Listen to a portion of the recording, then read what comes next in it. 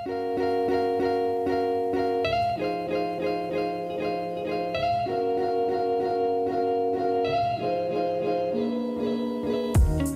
welcome back to my channel.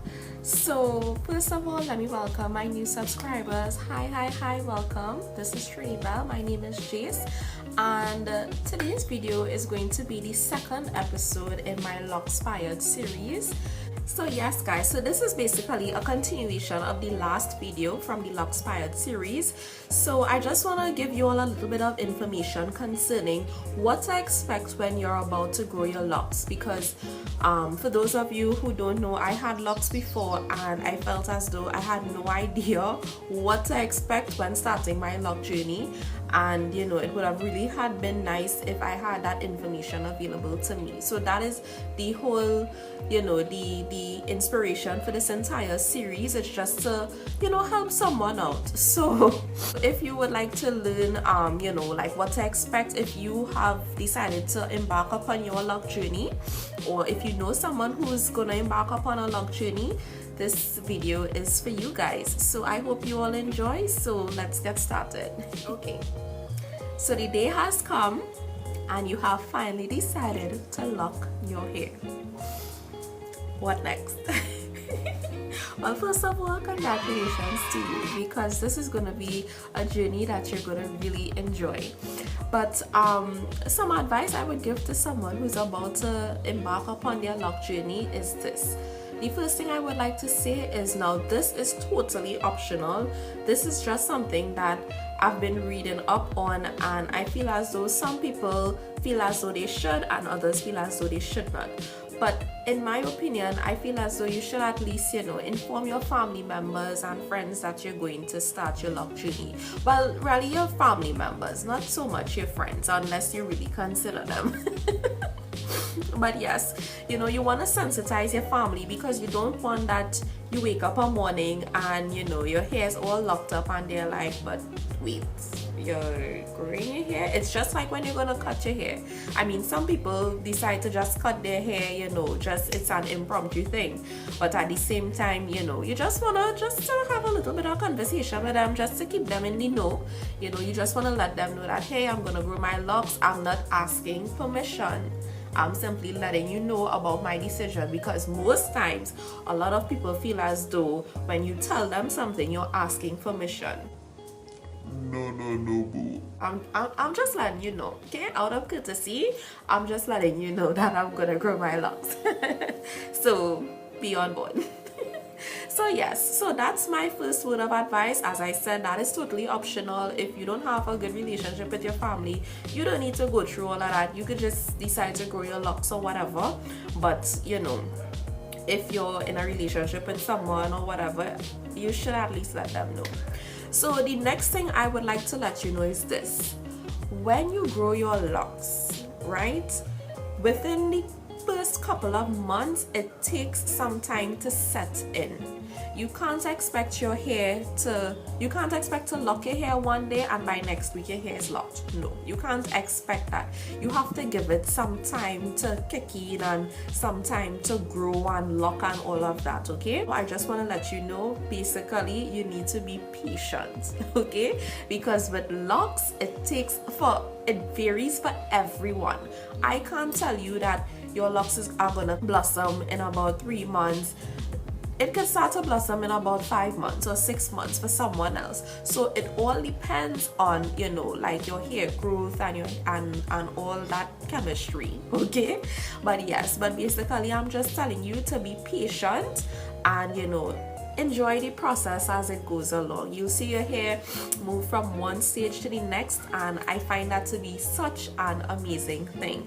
So yes, so it's prepare yourself. It could be a time-consuming process at times, because as I said, hair growth varies with everyone, but you know, it's gonna grow in. Just be patient and don't give up. The next thing I want to let you know is that when you start to grow your locks and whatnot, you need to moisturize your hair.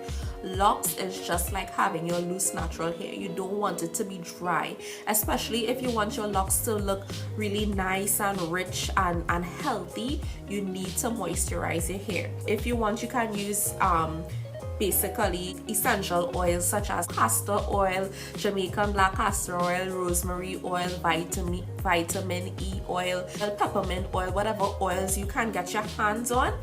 I would suggest that you get it and you moisturize your hair, you massage it into your hair.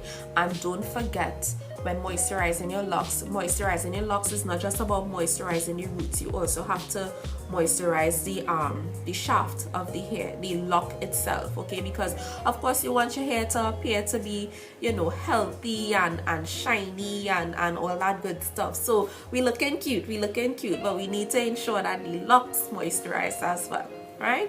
So the next thing I want to let you know is that a lot of people feel as though because their hair is locked, it doesn't need to be washed. Girl, that is far from the truth. I am telling you, please, let's keep it hygienic, okay? Locks are like hair, your loose natural hair. Why would you not want to wash your locks? You have to wash your hair. You know, you don't want that your scalp is dirty and it has a lot of buildup. The thing about it is, remember, with locks, this is something that is hair that is continuously growing and it's hair that's not being combed out. So if you don't take proper care of your locks, it can start to smell. While we are on the topic of washing your hair, I also want to let you know that it is not advised to go to bed with your hair wet. Okay, you can't get a head cold. Locks are something that holds moisture, it absorbs moisture, so it will absorb water. So you need to ensure that your hair is properly dried before you go to bed. You can use a blow dryer to dry it if you wish, or you can let it air dry. I used to let mine air dry, but if your locks are really thick, I guess you can probably use a blow dryer, or you could use an old jersey or of some sort to dry it up.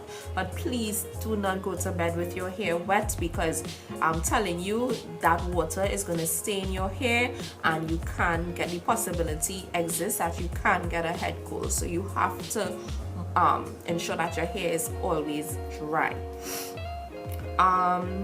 Next thing I want to let you all know. Now, if you choose to go by a loctician, they may interlock it. Interlocking is when they use a lock needle to lock up your hair, right? Now, the thing about interlocking is, now some people do it. I don't have a problem with that. Once they are comfortable with it, no problem. But for interlocking, sometimes locticians tend to lock your hair a little bit too tight. So if you are one who's going by a loctician, or if you are one who is doing it for yourself, please ensure that you don't lock your hair too tightly, because it can damage your hair. Like, it can make your hair start to grow thin, and it can also damage your hairline. I have to be honest with you, I sustained some damage to my hairline, not because I was interlocking it, but this brings me to my next point. Try not to neaten your hairline, especially your hairline area, too often. I was, girl, like every day I was neatening my hairline, and I sustained some damage to my hairline, as you can see. This side isn't that bad. This side got the most damage. I did sustain some damage to my hairline because I would neaten my locks often, especially the hairline area, and you know, it started to break up the hairline. I started to get, like, you know, some hair loss and some sparse areas and whatnot. But you know, it was all because of the sake of looking good, girl. You know, your girl had to look good, so I mean, that's the price I pay, right? Okay, so the next thing I want to tell you is beeswax. Yes, so from my research, I understand that beeswax, it has a high melting point, which means that it doesn't melt until heated to high temperatures, and also it's a hydrocarbon product, which makes it very difficult to wash out of your hair. So I know throughout some parts of the world, some people may lock their hair with beeswax and whatnot. If you are doing this, you know, I would suggest that you probably find another product. I mean, if it's working for you, you can continue, but just to let you know, you could probably try to stay away from the beeswax because it's a little bit difficult to wash out. And of course, when you have locks, you don't want that it starts to accumulate the lint and the products and all these things. So we need to be mindful of using beeswax on our hair. Okay, now I just want to let you know and prepare yourself, please, that locks are not something that's going to be neat all the time. Okay, as your hair continues to grow, you're gonna see a lot of frizz. Your hair is you're gonna see some of the hair coming out of the locks and whatnot. All you have to do, you can deal with this two ways. You can either cut it, or you can, as in the frizz, you can cut out the frizz from the locks using a scissors, or you can simply wrap it around the lock. I actually enjoy that way because I'm not losing any hair. So when you start to see your hair, frizzing up, you can just simply take the lock and wrap the hair that's frizzing out around the lock, and it makes it neat again. Okay, so as I mentioned, lint, you have to also expect that your hair is gonna gather lint and dust and that kind of thing. You're even gonna start to see white stuff in your hair, which is lint. Some people feel as though it's mold, but it's really lint and dust. Because you also need to know, especially as a woman or as anyone looking at this video, male, female, whoever you may be, locks are extremely versatile. You can do any and every style on locks. It can be curled and it can be styled in various ways. Did you know that you can even weave your locks? Like, I know you're not starting your lock journey to weave it, but I'm just saying that it can be weaved. You can wear a wig over your locks. You just have to plait it back and put that bad boy on there, and you are good to go. A new woman, a new person. So the possibilities are endless when it comes to locks. And the last thing I'm gonna tell you is that not everyone is gonna embrace your lock journey, and that's okay. I mean, everyone has their path to walk on, everyone has their calling, everyone has their decisions to make when it comes to everything in life. You can't expect people to like everything that you are going to do, but at the end of the day, this is your journey. Stay focused and enjoy it. Embrace every moment of it, every step of the way. Embrace it. Some people say there's an ugly stage in locks and whatnot. I feel as though every stage in locks are beautiful. But basically, I just want to let you know that this is your journey, and you have whatever reason you have for starting it. Embrace it, enjoy it, and I know that your lock journey is gonna be amazing.